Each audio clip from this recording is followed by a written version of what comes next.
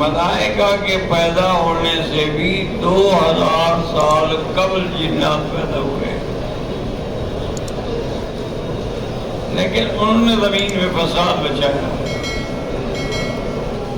اللہ نے پھر ملائکہ کی ایک فوج بھیجی، انہوں نے جا کے ان کو مار مار کے جزیروں میں قید کیا۔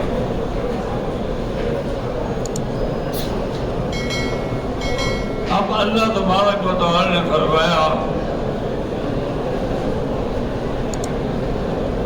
کہ میں خلیفہ پیدا کرنا چاہتا ہوں،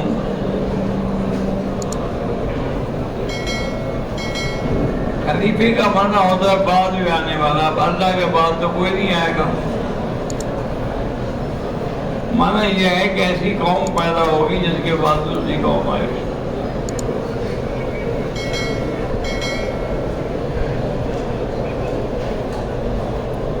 اللہ تبارک و تعالی نے فرمایا کہ میں خلیفہ بنانا چاہتا ہوں، تو یہاں سے علماء نے استدلال کیا ہے کہ کوئی کام بغیر مشورے کے نہ کرے۔ امرہم شورا بینہم، اسی طرح آتا ہے وشاورہم فی الامر فَإِذَا عَزَمْتَ وَتَوَكَّلْ عَلَى اللَّهِ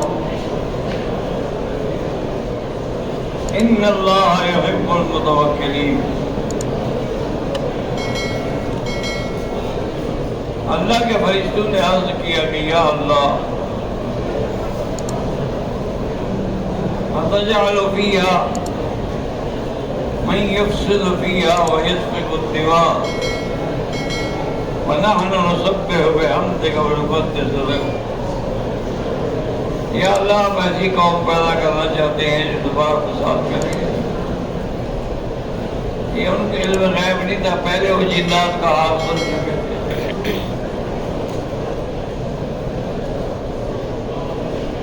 ہم تمہاری تقدیس کرتے ہیں، تسبیح کرتے ہیں۔ اللہ نے فرمایا میں جانتا ہوں جو تم نہیں جانتے۔ اسی لیے آتا ہے کہ وَعَلَّمَ آدَمَ الْأَسْمَاءَ كُلَّهَا ثُمَّ عَرَضَهُمْ عَلَى الْمَلَائِكَةِ فَقَالَ أَنبِئُونِي بِأَسْمَاءِ هَؤُلَاءِ إِن كُنتُمْ صَادِقِينَ۔ اللہ نے آدم علیہ السلام کو نام بتلائے چیزوں میں، اور اس کے بعد فرمایا ملائکہ سے کہ تم بھی بتاؤ کہ ان چیزوں کے نام کیا ہیں۔ قالوا سبحانک لا علم لنا الا ما علمتنا انک انت العلیم الحکیم۔ انہوں نے کہا کہ یا اللہ ہم تو اتنا جانتے ہیں جتنا آپ نے ہمیں علم دیا ہے، جو علم نہیں دیا ہے وہ ہم نہیں جانتے۔ اللہ تبارک و تعالی نے حکم دیا کہ میں ایک ایسی مخلوق پیدا کرنا چاہتا ہوں وَإِذَا سَوَّيْتُهُ وَنَفَخْتُ فِيهِ مِن رُّوحِي فَقَعُوا لَهُ سَاجِدِينَ، کہ جب میں اس کو بنا لوں، اس نے اپنا روح پھونکوں، فوراً تمام سجدے میں گر جاؤ۔ فَسَجَدَ الْمَلَائِكَةُ كُلُّهُمْ أَجْمَعُونَ الا ابلیس، تمام فرشتے سجدے میں گر پڑے لیکن ابلیس نے سجدہ نہیں کیا۔ اللہ نے فرمایا تم نے کیوں سجدہ نہیں کیا؟ قال انا خیر منہ خلقتنی وخلقتہ من طین۔ یا اللہ آپ نے مجھے آگ سے بنایا ہے اور تو مٹی سے، آگ روشن ہونے والی چیز ہے، میں کیوں اس کو سجدہ کرتا؟ لیکن ایک بات یاد رکھ لیں، قرآن پاک میں انسان کے پیدا کرنے کے لیے کئی لفظ آئے، تراب بھی آیا ہے، خلقہ من تراب، تین بھی آیا ہے، 3 لاکھ بھی آیا ہے، سلسال بھی آیا ہے، سلسال بھی آیا ہے، من ماء مہین بھی آیا ہے۔ تو آپ تو مٹی کو کہتے ہیں، لیکن جب اس میں پانی ڈال دو تو آپ کو تین بن جائے گا۔ پھر جب خشک ہو جائے گا اس کے بعد پھر اس میں آواز پیدا ہوگی تو فقار ہو جائے گا۔ دیکھا ہے جیسے قوم بار برتن بناتے ہیں تو پھر ان کو بجا کے دیکھتے ہیں، اور اس کے بعد پھر ایک اور مرحلہ اسے لیا جاتا ہے کہ وہ سلسال کہلاتا ہے۔ اللہ تبارک و تعالیٰ نے انسان کو اتنے بڑے مقام دیے ہیں۔ ایک یورپ میں بہت بڑے ڈاکٹر سے گینی کہتے ہیں عورتوں کے معاملات، اس نے جب یہ قرآن کی آیت سنی کہ ثم خلقنا النطفة علقة فخلقنا العلقة مضغة فخلقنا المضغة عظاما فكسونا العظام لحما ثم انشأناه خلقا آخر فتبارك الله أحسن الخالقين۔ جب اس نے یہ آیت پڑھی کہنے لگا بھی اللہ کے نبی تو مکے میں رہنے والے ہیں، جہاں نہ کوئی ہسپتال ہے، جہاں نہ کوئی ادارہ ہے، اتنی تفصیل کے ساتھ مسئلہ ولادت کو بیان کرنا معلوم ہوتا ہے کہ وہ اللہ کا سچا نبی ہے۔ فوراً آیا مکہ، آنے کے بعد تلاش کیا اور کہا حضور مجھے کلمہ پڑھا ہے۔ حضور نے کلمہ پڑھا ہے، میں وجہ کیا ہے؟ وجہ کیا ہے؟ میں اس چیز کا ڈاکٹر ہوں، میں نے ایک ایک لفظ پہ بحث کیے کہ نطفہ کیا ہوتا ہے، مضغہ کیا ہوتا ہے، علقہ کیا ہوتا ہے، اور ایک نبی امی نے سارا مسئلہ حل کر دیا ہے۔ صاف ظاہر ہے کہ آپ اللہ کے نبی ہیں۔ حضور صلی اللہ علیہ وسلم نے اس کو کلمہ پڑھا دیا۔ تو اسی طرح آپ یاد رکھیں کہ جب اللہ تبارک و تعالیٰ نے آدم علیہ السلام کو پیدا کر دیا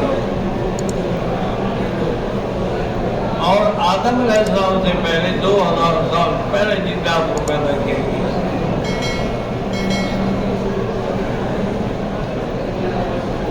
آدم علیہ السلام کو پیدا ہونے کے بعد آپ کا تاریخوں میں آتا ہے کہ قد مبارک 60 ہاتھ تھا۔ اللہ تبارک و تعالیٰ نے سوئے ہوئے تھے، دیکھا کہ ایک عورت بیٹھی ہے، حیران ہو گئے یہ کون ہے؟ تمہاری بیوی ہے۔ حوا نام بھی اس کا اسی لیے ہے کہ زندہ انسان سے پیدا کی گئی۔ قلنا یا آدم اسکن انت وزوجک الجنہ، اب تم دونوں جنت میں رہو۔ اس میں بھی علماء کے بڑے آواز ہیں کہ جنت اللہ کی کئی جنتیں ہیں، وہ کون سی جنت لیتے ہیں؟ جنت الخلد ہے، جنت النعیم ہے، جنت الفردوس ہے۔ آدم کو اس جنت میں رکھا گیا کیونکہ جنت میں جب رکھا جائے تو وہاں کی تو صفت یہ ہے کہ اللہ تجوع فیہا ولا تعالی، نہ وہاں بخل بھی ہے، نہ آدمی کو کپڑوں کی ضرورت ہوتی ہے۔ تو محققین علماء کہتے ہیں کہ اس بات میں ہمیں پڑھنا ہی نہیں چاہیے، جس میں اللہ چاہے رکھے، جس میں چاہے نکالے۔ آدم علیہ السلام اللہ کے حکم کے مطابق رہے۔ اب ابلیس چونکہ دشمن ہے، وہ عداوت میں چھپا ہوا تھا، فوسوس لہما الشیطان، اسے بس اسے ڈالا اور کہا پتہ ہے کہ اللہ تمہیں اس درخت سے کیوں منع کیا ہے کہ اگر چکھو گے تو ملائکۃ الخلد میں آ جاؤ گے. حضرت آدم علیہ السلام نے بھی چکھا, آپ کی بیوی نے بھی چکھا, نتیجہ یہ نکلا کہ اللہ کے حکم سے آپ کے کپڑے اتر گئے.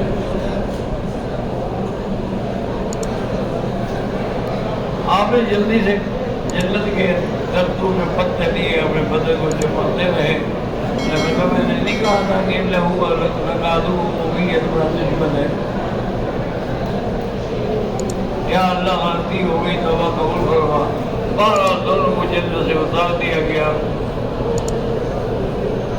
اور سینکڑوں سال تک آدم علیہ السلام بیوی حوا ہوتے رہے, دعائیں کرتے رہے. اللہ تبارک و تعالیٰ نے اولادی ہونے پہ عید پر دعا بھی خود سکھا دی کہ ربنا ظلمنا انفسنا وان لم تغفر لنا وترحمنا لنكونن من الخاسرین. جب دعا مانگی جو اللہ نے سکھلائی تھی تو پھر تب جا کر آپ کے گناہ معاف ہوئے. آپ بھی ایک دفعہ پڑھ لیں ربنا ظلمنا انفسنا ان لم تغفر لنا وترحمنا لنكونن من الخاسرین.